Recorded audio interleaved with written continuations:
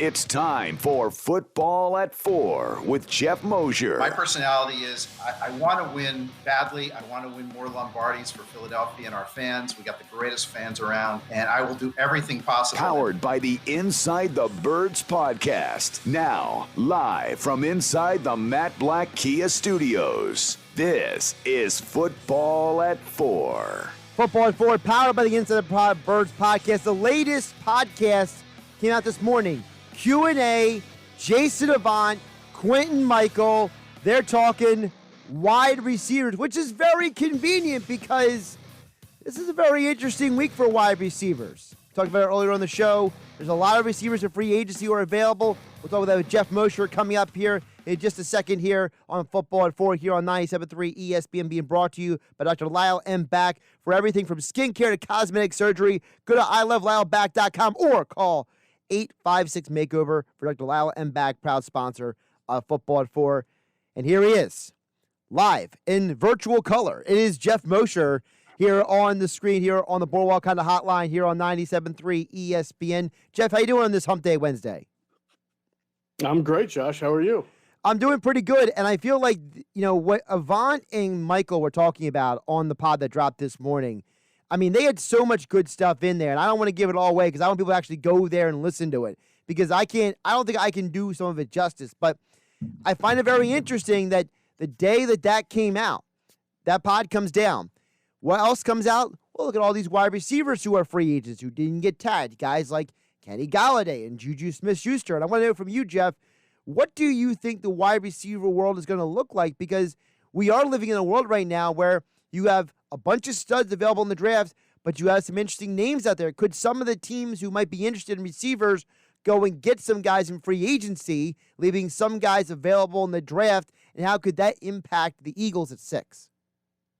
Geoff back on the line, I believe, now on the phone. Geoff, can you hear me? Yes, Josh, I can hear you. Can you hear me? Yes, I can hear you loud and clear. So I want you to pick up. You were talking about the Lions, right? You were talking about the Lions and them picking basically to draft a wide receiver, it looks like, over paying Kenny Golladay. That's correct. And so that's what the Lions are choosing to do in this salary cap controlled world where the cap went down.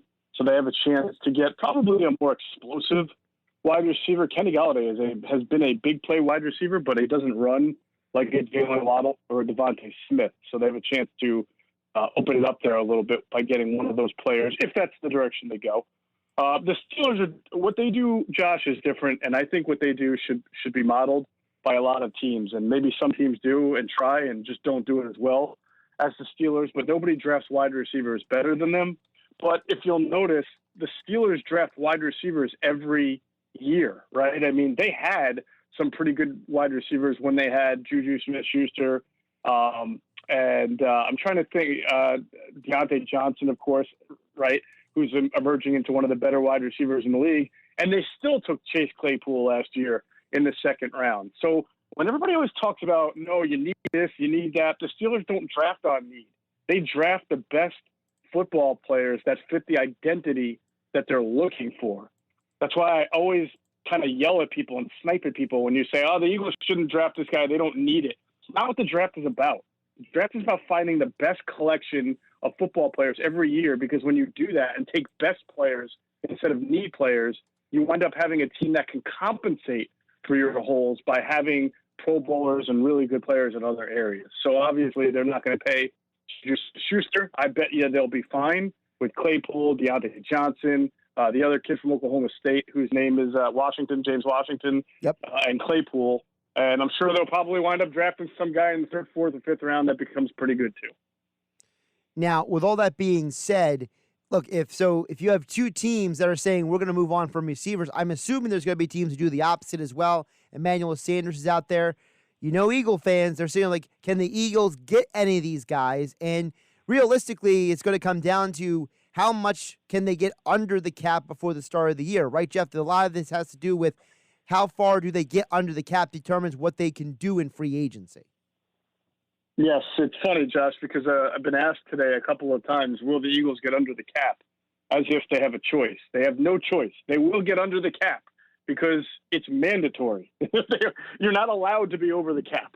So they will be under the cap by hook or crook. And of course, Josh, they'll not only be under the cap by compliance, but they'll also be under the cap enough so that they can bring in some free agents. They have to. They can't not bring in a free agent. They have one quarterback right now on the team, on the entire 53, who's under contract, and that's Jalen Hurts. So they're going to need a veteran backup at the quarterback position. I think that they'd be wise to try to sign a one-year veteran linebacker like they tried to do last year with Jatavis Brown, who then retired on them and left them in a tough spot. I mean, outside cornerback, if Avonte Maddox is going to play the slot, I don't know what their plans are right now. I mean, they can certainly draft corners in this draft, but you still need someone with a little bit of veteran presence there to play that position. So they're going to have to shave off more money than just the whatever they are away from being compliant right now to be able to make some moves. But those are the kind of moves that they're going to make. 1-year deals, nothing spectacular, the B and C level free agent stuff, not the A level. So, like, for example, does a guy like T.Y. Hilton, who was in Indianapolis with Nick Sirianni, does he fit into maybe that category? But I just don't see how. I mean, T.Y. Hilton to me is a guy who's good enough to probably get a multi-year deal. Now, I know he's battled a lot of injuries, and he's not 22 anymore. So it's very possible that a team is going to give him a multi-year deal, but it's really a 1-year deal that has some money on it in year 2 and year 3 if he lives up, doesn't get cut after year 1. But there's going to be teams that have more money to play around with. It's funny because the Colts are one of those teams, but they're deciding to move on, and they do have to give some money to Darius Leonard and some other of their in-house guys within this year and next year. So I think T.Y. Hilton will still get a decent contract on the free agent market that will be better than what the Eagles can offer. But we'll see. Geoff Mosher joining us here at Football at 4, powered by the Inside the Birds podcast, the latest edition. Jason Avant, Quentin Michael, Q&A on the Inside the Birds podcasting network.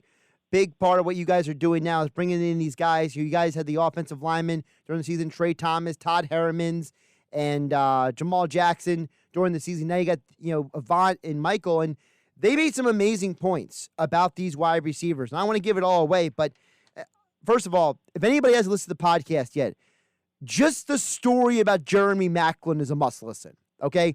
If you have listen for nothing else, it's the Maclin story. But aside from that, I love what they were saying about Jalen Reagor because, Geoff, you're on social media. There's still the Eagle fan out there who screams and yells about Justin Jefferson.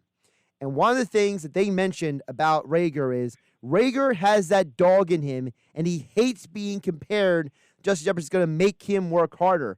Now, as a football guy, I say I love hearing that. I love hearing that this guy is that competitive, and I think that what Avant said on the podcast about Reagor are all a lot of positives that basically make people understand this guy has a ton of potential. And even though people love Justin Jefferson now, then maybe 10 years from now, they're going to love Jalen Reagor even more potentially. Yeah. I mean, things obviously have to go right with the offense, with the protection, with the quarterback. But what Jason Avant was trying to convey mostly was that Jalen Reagor is wired correctly from a competitive standpoint. I mean, look at how he came back from the injury. Look at how he got injured in the first place in training camp, the first injury. He was making a tackle after the quarterback got intercepted. So he's wired right. And more importantly, what Jason was saying was that Jalen Reagor has the speed, the twitchiness, the explosion. Everything is there. Everything is on the table for Jalen Reagor to be a successful wide receiver. You talked about the comparisons to Jeremy Maclin, and I'll let the people listen to the show to get a real understanding. But the bottom line is Jalen Reagor playing in the Big 12 did not see the type of coverages, did not see the type of physicality that you see in the NFL. And when you see that, you have to respond to it. You have to prepare for it. You have to have a better understanding of everything in your route concept from start to finish. That was a little bit difficult for him this year because of the injuries, right? It put him back, and obviously because of the dysfunction of the offense. So I'm not taking all of that off Jalen. I think that Jalen himself also needs to mature in a way that Jason described Jeremy Macklin's process as well. But if people, and I know they are, and doing the whole Justin Jefferson comparison, if people are worried that this was a miss on skill set, they are wrong. It was not. I mean, I've spoke to multiple teams last year around this time. Jalen Reagor was considered that mid to low first round, early second round, just depending on what you're looking for out of a wide receiver. I'm not saying that the Eagles couldn't have used Justin Jefferson. Obviously, they could have. I do think Justin Jefferson in the Eagles offense last year probably wouldn't have been as good as Justin Jefferson was in the Vikings offense this past year. But I just urge people to kind of hold out hope. I understand sometimes you can see it, Josh, and the J.J. Arcega-Whiteside breakdown on the show with Q&A explains exactly everything that's gone on to why he's not successful in the NFL. And they leave you with the idea that you can understand if and when he never makes it in this league. But the tone on Jalen Reagor is completely different for them. Yeah, and if I just go back to Justin Jefferson for a minute, I talked about this earlier in the show. Jefferson had 100, I think it was 124, 125 targets this past year. Greg Ward had 79 targets to lead the team. There is no mathematical, conceptual, logistical way that Jefferson's having the same impact on the Eagles that he had on the Vikings team, where literally they just took Jefferson and said, hey, Stephon Diggs used to be here. You're basically taking his targets. I feel like people don't want to accept that reality that the Eagles offense just didn't play well last year, Geoff. Yeah, so I will not say, because we'll never know, that if you flipped positions, would Jalen Reagor had gone to Minnesota, if he had gone there, would he have had a 1,400-yard year, broken records, been as amazing as Justin Jefferson? I have no idea. Can't tell you that. But I can tell you that you're absolutely right to say that one person was in a way better scenario, environment, stable offense, and saw a whole lot more targets, whereas the other guy was hurt twice, so missed a lot of time. And as you just mentioned, came into a very dysfunctional offense, was not even the number one or number two target. So it's really very, very difficult to compare their seasons because the context just is not anywhere the same. Geoff, the other guy I wanted to get in touch with you about was they mentioned on the pod about Fulgham, and they said something that you and Adam talked about during the season, and Avant and Michael drove home in this podcast, which is that Fulgham, he was having a good year, and that the Eagles basically stunted his development in forcing Jeffrey back into the lineup. And I felt that the way they described it was very interesting because they were saying, look, if you're a young guy and you're getting these opportunities and all of a sudden it's been taken away from you, how would you react? And I felt like that's a very poignant way to put it, which is it's not just on the Eagles offense, it's on the player. This is a young player and you literally just pulled the rug out from under him because of Alshon. Right. And that was what Adam and I felt during the season was a mistake. Still feel it's a mistake. Not only is it a mistake because you took the momentum away from a young wide receiver, but it was a mistake in kind of understanding exactly who Travis Fulgham is and how he's wired a little bit. If they had done their homework, they would have known, because Adam reported it during the year, that one of the reasons that the Lions kind of moved on from him wasn't because that, they were just so stocked at wide receiver, which they were, but also that they felt that Travis had some growing up to do. He's certainly not a bad kid. He's a really good kid, but he is a kid from a different kind of background. As most people know his story now, he grew up overseas. He played other sports. I mean, he was traveling to different countries, Africa and other areas. And, it's not like a kid who grows up in, Texas, right, or California or Ohio and is ingrained in that football culture and Pop Warner from the day he was born. So Travis is just kind of a little bit newer to football and what it's like to just devote your entire being and existence to football the way some kids are from a very early age. And the Lions, recognize that a little bit. He had a little cup of coffee there with the Packers. And then he came here and he clearly, a light came on for him. But as fast as that light could come on, it went off. And the team's the team's want and desire to put Alshon Jeffrey on the field just because, and I think the money dictates a lot of that, and I think that's why we can have a discussion about some of these veterans that they're restructured and pushing money down the road to, and what that's going to mean for the next year or two. But once Alshon came back and Travis then had a little bit of adversity because teams were, game planning him for him now, they kind of lost him. So that's on the coaches. That's also on Travis. So I'm not going to say that, he doesn't need to get a little bit mentally tougher and really understand that this is a hobby, this is a lifestyle, and you got to devote every single second of your practice to getting better. But the Eagles should have recognized that a little bit. And I think that Jason's absolutely right. I mean, it's something that you're right, Josh. Adam and I questioned it this season, and having Jason, who was with the team all year, say that makes me feel like we were correct on that assessment. Geoff Mosher, Football at 4, powered by the Inside the Birds podcast. Q&A is the new pod that dropped this morning. Adam Kaplan, Geoff Mosher dropping tomorrow morning on the Inside the Birds podcasting network. Football at 4 here every day on the Sports Bash on 97.3 ESPN. Geoff, you mentioned the contracts. I want to get into that with you as well. Obviously, the news came out this morning that the salary cap is going to be just over $182 million. It's still a roughly $16 million decrease from what it was last year. And I got to say, if we add up all the numbers between the release of Hester and Countess and the restructure of Kelsey and Darius Slay and the expected restructure of other guys and the release of Zach Ertz, once you start adding up those numbers, Geoff, it really sounds like the Eagles are really not that far off in their budget than they would have been if the league didn't have the windfall of money that they did due to a pandemic, because $16 million is a lot of money in the grand scheme of things. It is in the grand scheme of things. Yeah, absolutely. So, I'm sorry. Your point was if the cap had been normal, then they'd be in an all right position. They would have been in a better position. $16 million is a huge swing there. It's a big swing. I would say it'd been a big part of helping them become compliant. And maybe you would get to keep a guy like Malik Jackson. Maybe you wouldn't feel as pressured to get rid of Zach Ertz, or you might even be willing to kind of have a second chance at a new deal or money with him like that. But now it just becomes untenable. So you are a little bit weaker at some of these positions now because you have to move on from these guys where normally you might have kept it. And then of course you had to do all these restructures. So, you look at like Darius Slay, who's coming off an okay year. He's pretty good. I mean, and he obviously struggled against Metcalf, and he obviously struggled against Devontae Adams and Claypool. But he's also going to be, 31, not this year, but the following year.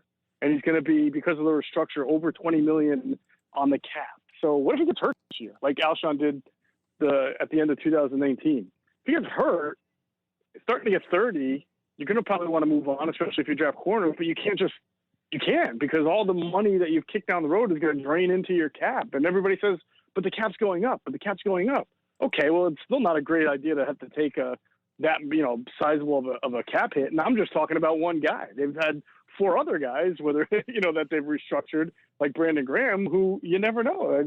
Father time could catch up with them, and injury could catch up with them. And the worst case scenario would be all these guys kind of have rough years or get hurt, and it's tough to trade or move on with. It's tough to move on with them because of the cap hit you would take by getting rid of 1 or 2 or 3 of these guys in the same year. Now, with all that being said, Geoff, how much money do you think, maybe not a specific number, but maybe conceptually, what is reasonable to think that the Eagles are going to have after they get cap compliant? Because obviously they're not going to have a ton of money, like, for example, the Colts do, but they're obviously going to have some money to make moves because you have to have some money to do things. Yeah, I mean, I don't. It's hard to say. It doesn't have to. It depends on how they want to structure the contract for certain people. They can certainly do a deal where there's very little money in year 1, right, and then year 2 and year 3, the numbers are a lot bigger. Say they bring in a back. Although I still think that they're going to be more in the market for one-year veterans than they are going to be anybody for long term. But even if you want a 1-year veteran, if you want to be able to pay him, you may have to sign him to a 3-year deal just to spread that money out. And the year 2 and year 3 are basically like almost dummy years, Listen, you guys talk a lot about those dummy years on the Inside the Birds podcast about how that affects the budgeting, basically. I mean, look at Dak Prescott's deal. It's technically a 6-year deal, but the final 2 years are completely dummy years. And I think that gets overlooked sometimes. that these contracts, Geoff, Mm-hmm. There's a lot of financial gymnastics that goes into this stuff that, no offense to someone like me, I'm not sitting there reading the contract, so it's not that I see these numbers and I'm like, wait, what? How? And you got to go back and reread the information 200 times. Yeah, hey, I've gotten a kick out of some of the responses I've gotten from some Eagles fans about how I'd much rather be the Eagles than the Cowboys have to pay $40 million a year to Dak Prescott and then have that back end stuff. And yet they're the same fans who are saying it's okay to have all these old guys restructured because the cap's getting bigger. So if the cap's getting bigger for the Eagles, it's also getting bigger for the Cowboys, right? And every other team. So the $40 million that sounds so cringeworthy for people is, theoretically, quote unquote, not so bad because the cap's going to go crazy and go up. So I don't understand how you can look at one thing and use the cap as an example of why it's good and the other as a cap why it's bad. Oh, you know why it is, because people pick and choose who they want to point to. One day someone's the boogeyman, the next day he's a hero. Well, it's kind of like the column I wrote about Jeffrey Lurie the other day, where some people really love the fact that he's involved because they want Jalen Hurts to be the quarterback of the future, not because it's the right thing to do, but that's because of what they want. But, let Jeffrey Lurie let it leak that he's involved with a draft pick that they don't like, and all of a sudden it's a bad thing. You can't have it both ways. People want to have their cake and eat it too. Geoff Mosher, you're powered by the Inside the Birds podcast, Football at 4 here on the Sports Bash on 97.3 ESPN. Q&A is the pod that dropped this morning, I should say. Jason Avant, Quentin Michael, getting very deep into the wide receivers. You must listen to it. It is great content, great information. And then tomorrow, Geoff, you and Adam will drop your next pod. You want to give us a little preview, a little tip of that? Yeah, we have some, we're going to get into Jalen Hurts' situation a little bit based on, what we know now. We're going to talk a little bit about some of the cap, further moves that they can make. We have some we may have some information on certain receivers or players in this offseason who are, trying to get better. And I've got some information on the quarterback wide receiver workouts that are going to be starting soon down in Texas. I like hearing that. There you go. Tomorrow morning, 6 a.m. it drops. Kaplan and Mosher, Inside the Birds podcast. And he joins us every Monday and Wednesday here on the Sports Bash on 97.3 ESPN. As all guests, he appeared on the Boardwalk Kind of Hotline. Geoff, always appreciate you jumping on and working through the technical stuff. Great talking to you, Josh. Apologies for the technical stuff. Not sure if it's your side, my side, doesn't matter. We were able to get this thing in, and it was smooth. Where there's a will, there's a way, Geoff. That's right. See you later. Take care. Geoff Mosher joined us for Football at 4. Of course, Football at 4 each day on the Sports Bash being brought to you by Dr. Lyle M. Back for everything from skincare to cosmetic surgery. Go to ilovelyle.com or call 856-MAKEOVER for Dr. Lyle M. Back, proud sponsor of Football at 4.